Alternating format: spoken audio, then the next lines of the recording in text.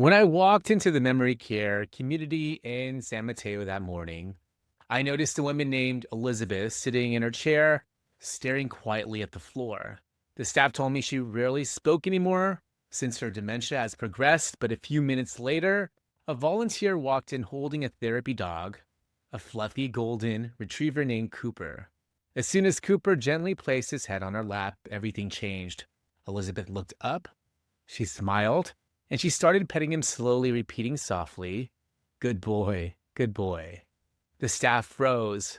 Her daughter started crying because that one moment, that tiny spark of connection was the most present they had seen her in weeks.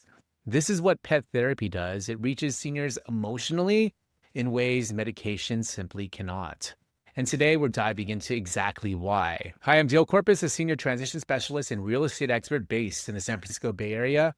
Welcome to Sandwich Generation Solutions, powered by the Simplify Senior Transitions podcast, the place where I help families navigate senior care, housing, and the emotional journey that comes with supporting aging parents. If you've ever wondered whether a pet could improve your parents' mood, reduce loneliness, or help with dementia-related agitation, the answer is yes, and the research is undeniable. Let's dive in.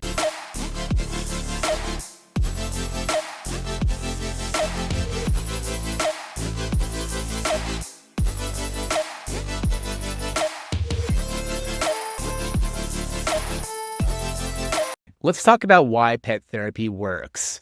The science in plain English. Here's what researchers know.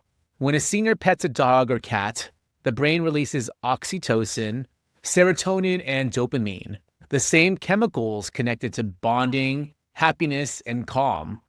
At the same time, cortisol, the stress hormone, decreases. This means pet therapy isn't cute or optional. It's literally changing the neurochemistry of the brain. For seniors with dementia, chronic pain, depression, or anxiety, these moments of emotional regulation are huge. Even 5 minutes of pet interaction can lower blood pressure, improve mood, and reduce agitation. Medication can calm a person down, but animals make them feel connected, and that's something no pill can do. Let me tell you a story about the Martinez family from Fremont.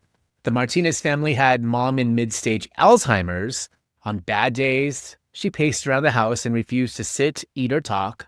Her daughter was exhausted and didn't know what else to try. Then a caregiver suggested pet therapy.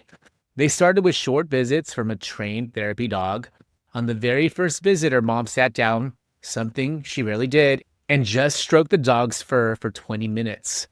Her daughter looked at me and said, "I don't know what just happened, but this is the most peaceful she's been in months." Pet therapy didn't cure the dementia, but it created windows of joy and calm that changed the entire household. Now let's talk about the different types of pet therapy. There are 3 common ways seniors interact with animals. Therapy animals. These are trained dogs, cats, rabbits, or even birds that visit senior living communities, adult day centers, or private homes. Service animals. These are highly trained dogs who support people with disabilities, including vision loss or mobility issues. Companion pets. These are regular pets who live with a senior or visit regularly from a family member. All 3 create emotional benefits, but therapy animals are especially powerful because they are trained to sense mood changes, approach gently, and not overwhelm seniors who may feel fragile or anxious. How pet therapy helps dementia patients. One of the biggest challenges in dementia care is agitation, wandering, or emotional distress. Pet therapy reduces all of these by soothing the nervous system, redirecting attention away from anxiety, providing sensory grounding, triggering positive memories, creating feelings of purpose and connection. Some memory care communities even use robotic pets, especially for seniors who can no longer safely interact with live animals. And yes, robotic pets work too. They purr, nuzzle, blink, and respond to touch. Seniors bond with them emotionally, and studies show they reduce loneliness just like live animals. I'd like to share another Bay Area story, the Chen family from San Bruno. Mrs. Chen lived in a senior apartment complex and struggled with depression after her husband passed. Her adult children visited, but they lived far away and couldn't check in daily. Then her doctor recommended a robotic cat. Her kids were skeptical, but within days, Mrs. Chen named the cat, talked to it, and kept it on her lap when watching TV. When family visited, she smiled and said, "She keeps me company." That robotic cat didn't replace human connection. It filled a gap and gave her comfort when she needed it most. The big question, should your parent get a real pet? Here's the truth. Not every senior should have a live pet at home. It depends on mobility, cognition, safety, and whether there's someone to help with feeding, grooming, or vet visits. A good rule of thumb, if the senior cannot safely care for themselves, they likely cannot safely care for a pet. But that's where alternatives shine.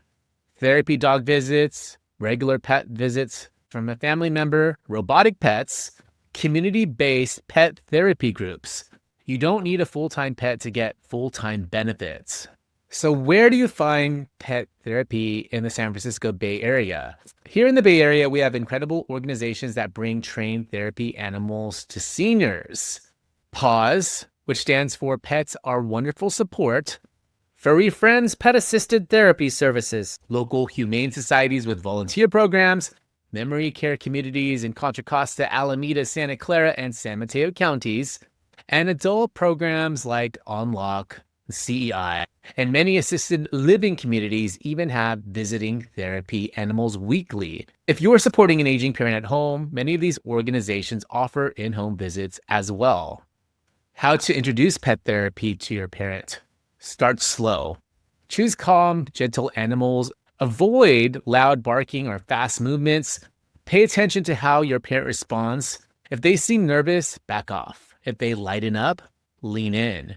This isn't about forcing anything. It's about opening a door to connection. Here's what we covered today. Pet therapy regulates mood, reduces anxiety, and sparks joy in ways medication can't. It helps dementia patients feel grounded and engaged. Therapy animals, companion pets, and even robotic pets make a measurable difference. And here in the Bay Area, families have incredible access to these programs.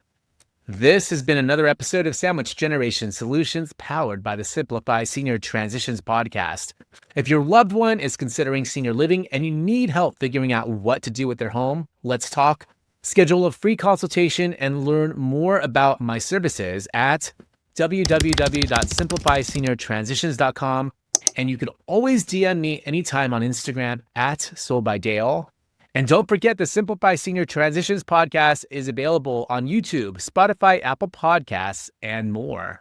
If this episode gave you a new perspective on pet therapy, please like, subscribe, and share this episode with someone who needs it. I'm Dale Corpus, and I'll see you on the next episode.